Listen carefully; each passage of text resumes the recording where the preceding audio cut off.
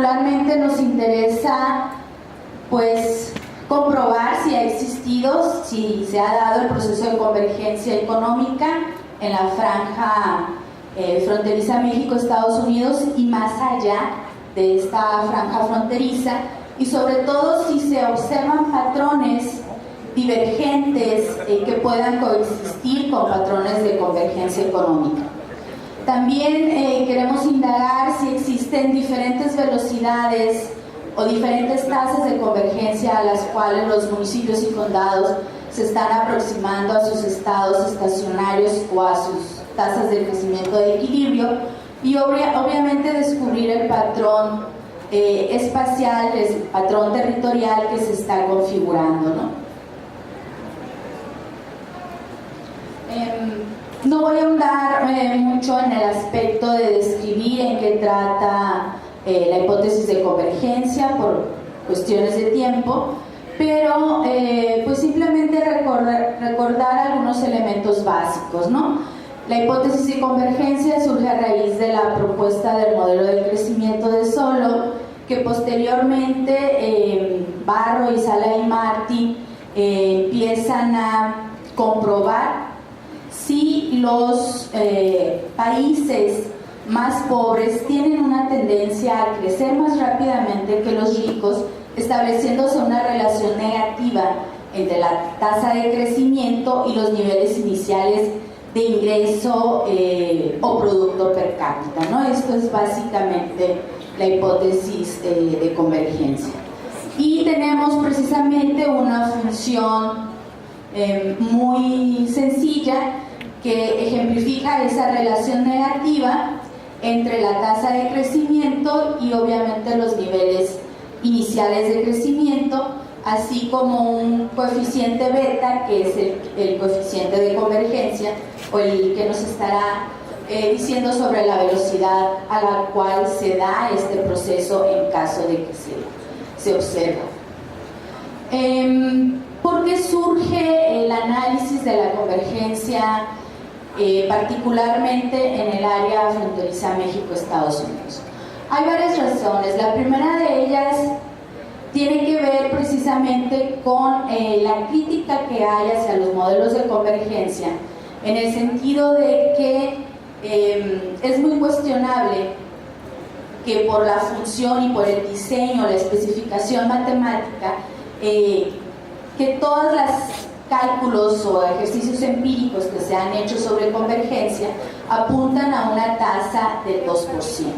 Entonces hay varios artículos que señalan que esto parece ser más una ley empírica, pero asociada más al funcionamiento matemático que al desempeño económico de las economías, ¿no? Entonces esta es una de las principales críticas que se hace, y sobre todo el considerar que países que pudieran tener incluso diferentes estructuras económicas, diferentes niveles de desarrollo, puedan converger o lleguen a converger a pesar de esas diferencias a un único punto de crecimiento. La evidencia empírica entonces se va a cuestionar el proceso de convergencia mismo, así como la convergencia hacia diferentes estados estacionarios. La propuesta de la ciencia regional, que es el enfoque que estoy manejando para este análisis de convergencia, dice que es necesario cambiar de enfoque, de un enfoque más tradicional que se ha visto generalmente en la economía neoclásica particularmente, de tratar de homogeneizar el espacio y todos los factores que dentro de él se encuentran para poder estilizar el desempeño económico y poder explicarlo a través de leyes.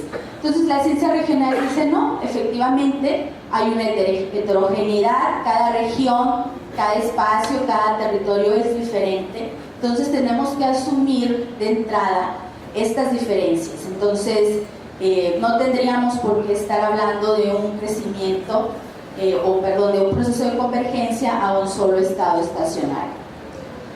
Entonces, partiendo precisamente de este enfoque de heterogeneidad, entonces la ciencia regional se ha dado la tarea de hacer estudios sobre clubes de convergencia, es decir, sí existe la convergencia, pero para ciertas regiones, para cierto grupo de países que observan características muy similares y no diferencias tan grandes o tan abrumadoras que nos pudieran romper este proceso de convergencia, o bien suponer que una región, un país respecto a otro, tiene diferente función de producción, que tiene una manera diferente de asignar los factores productivos, los recursos económicos que posee, y que por tanto, obviamente, cada una de estas regiones o municipios y condados, en el caso de nuestro estudio, pues va a tender a un diferente estado estacionario.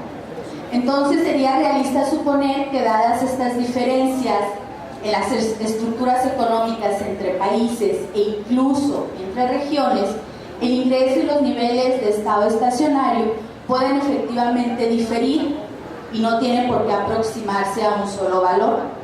Y además se pueden presentar ambos procesos en un mismo tiempo, es decir, ciertas regiones pueden estar convergiendo y otras pueden estar presentando un proceso contrario, o sea, una divergencia, y siguiendo diferentes patrones territoriales, ¿no? Un proceso de convergencia diferente en el norte que en el sur, en el centro y en diferentes regiones del país.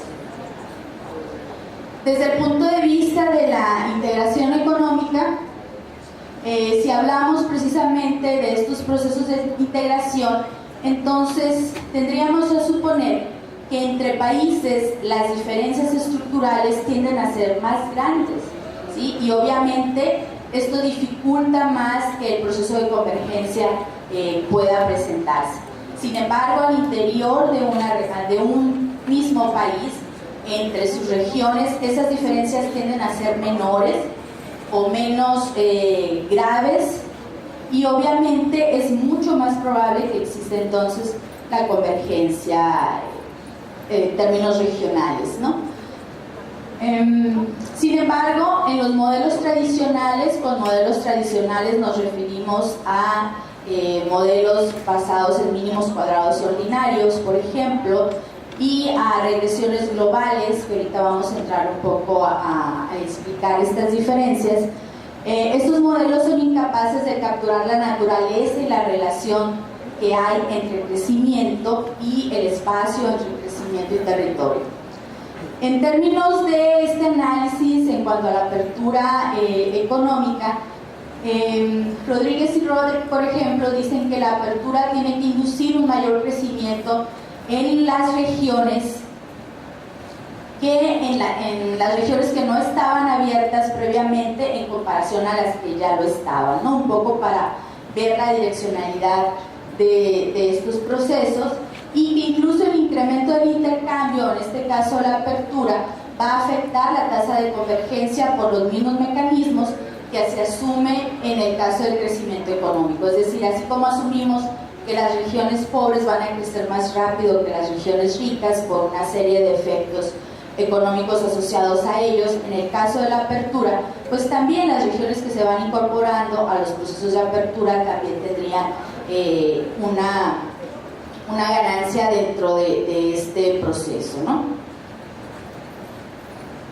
En la región son pocos los estudios que existen realmente que analicen la convergencia de ambos países, en el caso de México y de Estados Unidos. Hay una extensa, más o menos vasta literatura para estudios en el caso concreto de México y obviamente de la contraparte de Estados Unidos. Pero estudios donde se analicen ambos países al mismo tiempo son realmente muy escasos.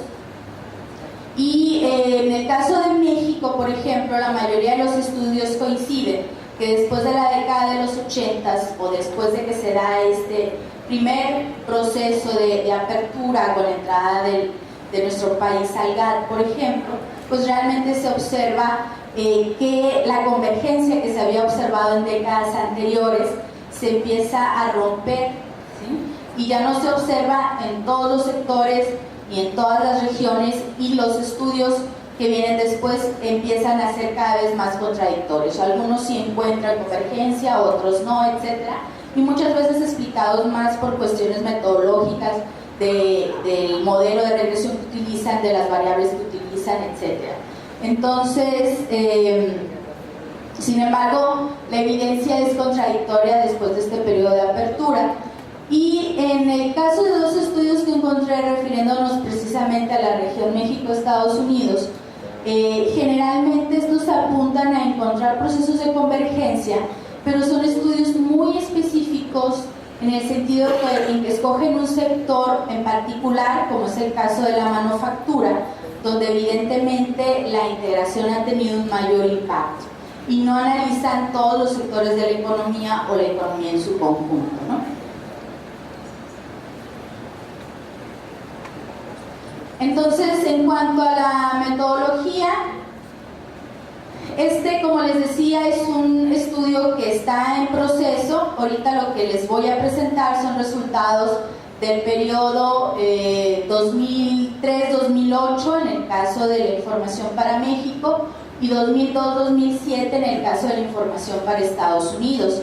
La variable que estamos utilizando para medir el crecimiento es el valor agregado per cápita, que es precisamente comparable ya después del cambio de metodología de INEGI en la manera en que son recopilados los censos económicos, precisamente para poder comparar entre sectores de uno y otro lado de la frontera. Y estamos considerando los sectores en términos de su totalidad, es decir, es un análisis agregado. Todavía no bajamos a nivel de sectores para ver cómo se manifiestan estos procesos. Estamos hablando de 5.605 registros, que sería el total de los municipios de México y el total de los condados de Estados Unidos.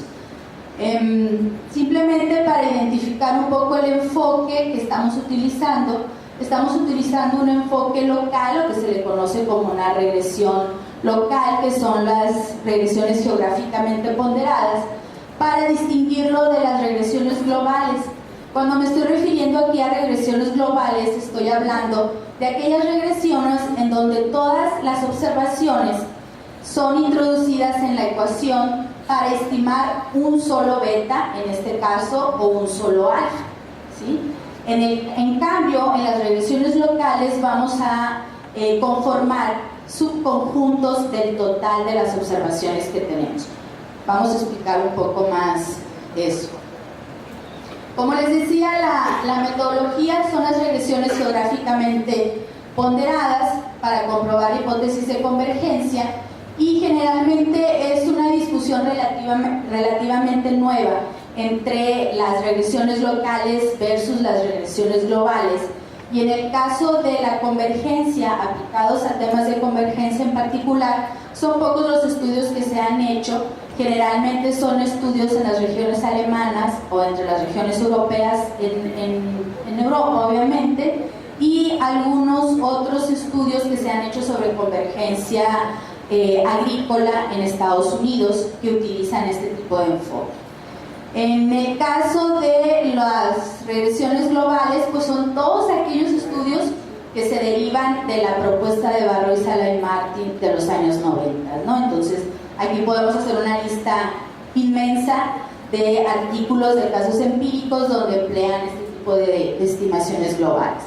Entonces, el enfoque va a estimar para cada localización en particular y, en este caso, para cada municipio y para cada condado, una ecuación de regresión en base a un subconjunto de localizaciones cercanas ahí. Y esto no es más que introducir en la ecuación de regresión las coordenadas geográficas de cada uno de los municipios y de los condados para poder estimar entonces estimadores, en este caso betas y alfas, para cada uno de los condados y cada uno de los municipios de México. Entonces, en términos prácticos, lo que consiste es tener un punto focal, en este caso marcado por O, ¿sí? Y vamos a crear un subconjunto de observaciones. Supongan que cada uno de los puntos es el centro de los municipios y de los condados respectivamente. Y en este caso estamos seleccionando un punto en específico, que es el punto O. Entonces establece un ancho de banda para establecer quiénes van a ser los subconjuntos o los municipios condados que se van a introducir en la regresión de este punto en específico, ¿no? Entonces obviamente hay todo un sistema para calibrar el ancho de banda, para hacer las estimaciones, y aquí la idea básicamente se trata de considerar que aquellos que están municipios o condados que están contiguos al municipio para el cual estamos estimando esa regresión, pues van a ponderarse en mayor medida que aquellos que están más alejados, ¿no? Entonces, parte de las recomendaciones que hace la economía espacial de considerar los efectos de heterogeneidad y autocorrelación espacial para analizar los efectos, para analizar las implicaciones de los procesos económicos en el territorio. Entonces, estos son algunos de los resultados. Como les decía, vamos a tener un coeficiente de convergencia para cada uno de los municipios y cada uno de los condados. En este caso les estoy presentando únicamente los resultados para aquellos municipios y condados que resultaron estadísticamente significativos al 95%, ¿no? Entonces, de acuerdo a la hipótesis de convergencia, la convergencia se va a observar cuando obtenemos o cuando comprobamos que existe una relación negativa precisamente entre la tasa de crecimiento y el valor inicial del ingreso per cápita. Entonces, si se fijan ustedes en esta tabla, tenemos valores que van desde menos a más. Entonces estamos hablando que todos aquellos con signos negativos son regiones donde se está observando una convergencia local, y los que están en tonos más azules o fríos estamos observando una divergencia y están comprobados ya estadísticamente, ¿no? Entonces estamos hablando de que toda esta parte de la región noroeste, estas líneas que vemos aquí son los principales corredores de libre comercio, son aquellas que están presentando realmente un proceso de convergencia para el periodo, como les decía, 2003-2008 y 2002-2007 para México y Estados Unidos respectivamente. En el caso de esta área que va desde la ciudad, del área metropolitana de Guadalajara hasta Zamora, Michoacán, que es la que está en tono azul más